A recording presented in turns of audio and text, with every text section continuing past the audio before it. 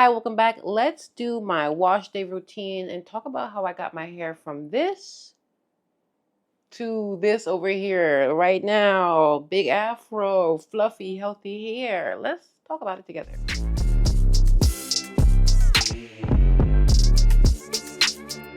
I first want to start off by saying this is just my journey. Maybe I took the long way. Maybe I took a shortcut, but I'm not telling you what will work for you. I'm just telling you what has happened to me. The mishaps, the missteps, the good things, the bad things, just the journey that I've been on with my natural hair and just growing in my confidence and growing in my love for my natural hair. Just a couple months ago, I had a bald spot and I wanted to show the progress. Look at her. And like, my hair is dark so it can be hard to see, but look how long it is. This was a full clean bald spot. Like, look how cute my little girl is. So I have done everything from having bald spots, and I don't know the one reason or if there was a singular reason of why I woke up one day and like a quarter size patch of my hair was gone in the middle of my head. But I had a couple of theories and I did end up going to a dermatologist. I'm using these type of clips to section my hair off, and I normally just do it into quarters. And if I need to further section within the quarter, I'll do that. But I am using my flaxseed gel as a co-wash just to help gently glide out some of my tangles. I do primarily wear my hair in a wash and go, so my hair just gets tangled. And let's talk about it. Here's my little container of flaxseed gel that I made. And she's thick, but also still pretty loose. With my flaxseed gel, I mixed in the Bread Hair Oil Everyday Gloss to help with the detangling, but also it just smells really good. Like, it is just a very nice product to use. It just feels good. I have worn my natural hair for most of my life, if not my entire life.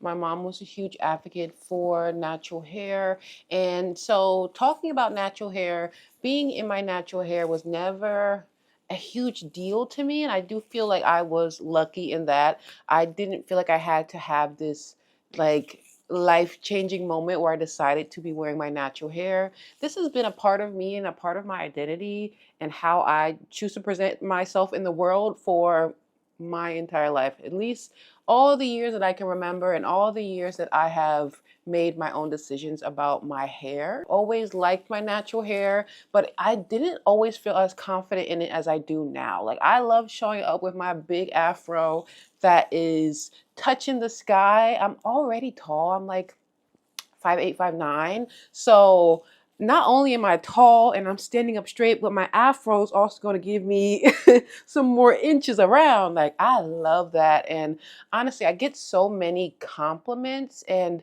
it can feel almost backhanded sometimes. Like, oh, you're so confident for wearing your natural hair out. And it's like, what are you talking about? I honestly think the biggest reason why my hair wasn't growing and it was looking really thin was because of stress. My life was stressful. I was graduating from college.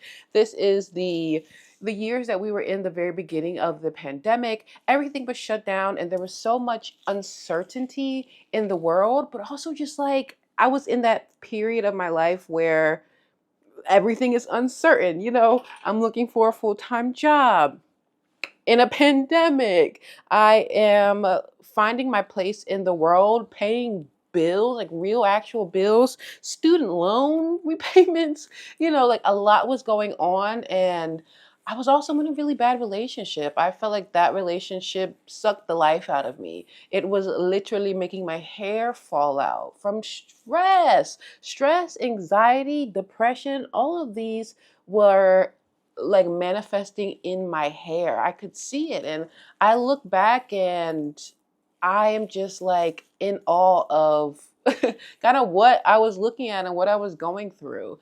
And addressing stress. Stress manifests in a lot of ways, and sometimes it's different in some people than others. But for me, one of the main ways was definitely through my hair.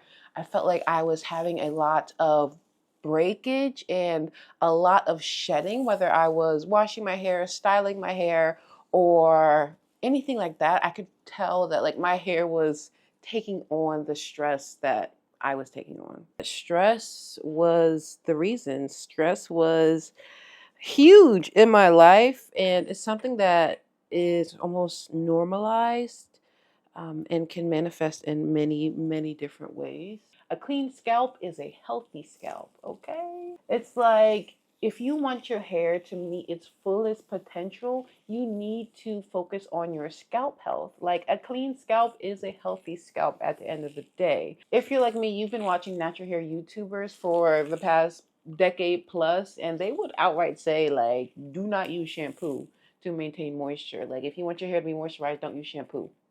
And luckily, that has since been debunked. And even if your hair is natural, curly, in braids, whatever the case may be, you need to also be prioritizing that scalp health in those braids too, in them knotless braids, in them cornrows, in that protective style. Your scalp should still be number one priority for your hair to reach its max, max, max potential. My hair is completely detangled and ready to be washed. And I use a prescription shampoo, which is just the prescription strength of this shampoo. This is the Nizoral Anti-Dandruff. This is the ketoconazole, whomever, 1%. My prescription strength is twice as strong at 2%.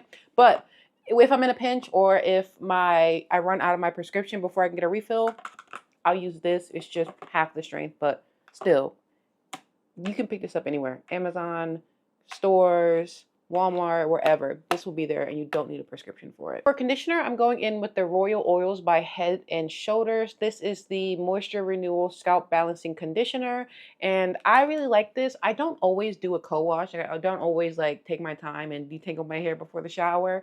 And in the event of those days, which happen more frequently, I'm not gonna lie, I actually use this conditioner to help detangle my hair, and it's like perfect, perfect, perfect, perfect. Let's go into the shower. Washing my hair twice a week means I need it to be efficient and still getting the job done. So this is what I do when I'm in the shower. I start off with my medicated shampoo, and I actually twice shampoo just to make sure it is double extra, extra clean. Sometimes that first shampoo doesn't get all the grease and the oil and the product out of my hair and scalp. So I go in twice with the shampoo. Then I follow up with my conditioner. Most of the time it is this Royal Oils conditioner, but it really does depend on what I think my hair needs. Sometimes it's a deep conditioner, sometimes it's a protein treatment, sometimes it's a mask, so on and so forth. But I just make sure I use some type of treatment or conditioning step here, and I will let that sit in my hair while I am washing the rest of my body. And that's really it. Once I'm out, I will wrap my hair in a t-shirt, a cotton t-shirt, just so that I am not dripping water all over my neck and back, while I dry off, do some body care, and get dressed so that I can go back and apply my styler. Oh, styling, of course. Like I said, we are keeping it simple because I wash my hair too frequently, okay? So I need it to be easy and simple and not too burdensome so that I can stay consistent.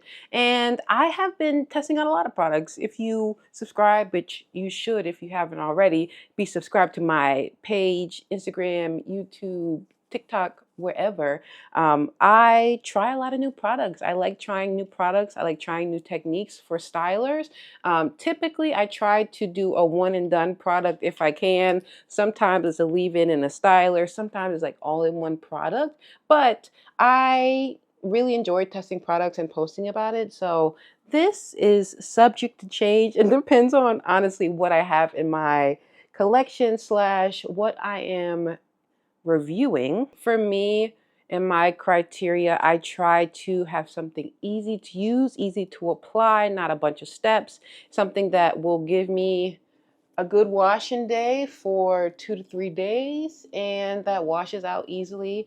Also, affordability is a component. Buy 99.9% of these products. If I use a hair product that was sent to me, I will let you know. You'll be the first one to know. But I buy all my own products, so I also genuinely do consider price and price per use, just because I will run through a product quickly with how often I wash and reset my hair. So by the time I'm ready to style, my hair is still wet. Like, of course it's still wet, but it's not super wet anymore. So I just do a couple light sprays of water, and my hair is not going to be soaking wet here either. So I'm just trying to get some of the water back a little bit, especially on my ends. And I'm going to go in with just a super, super light, like literally one pump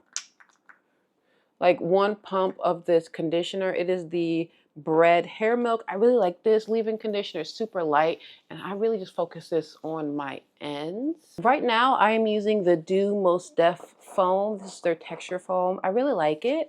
It gives me just consistent wash and go for 2 to 3 days. It's really easy to apply, and my hair dries super fast, which I love. I love that I can apply this product. My curls will look good, it'll look defined, and it'll dry in like, you know, an hour, hour and a half, which is unheard of for a wash and go. And I like to air dry my hair because diffusing it is just so much work. And call me lazy, call me whatever you want, but my hair looks good and I don't have to do anything. I don't have to stand in front of the mirror in the bathroom or with my diffuser for an hour because this product dries so fast. It's amazing. I would say if you're the type of person that likes to wash your hair every week and a half, this product is not going to give you defined curls for a week plus. You may get 3 days out of it, which for me is perfect. But if you need more hold, you may need to pair with a gel or pair with something with more hold. But I do the Doux thoroughly enjoy this product. I like it. The price is good. I believe it's like $15. I like that it's easily accessible. You can basically find it everywhere. Amazon, Walgreens, CVS, any place that you're going, more than likely it has at least this product with the Doux. Let me know what your favorite the Doux products are. They have so many, but this is a part of their like signature line, so it's really easy to find, which love that for me. I can get it on Amazon. It'll come the very next day.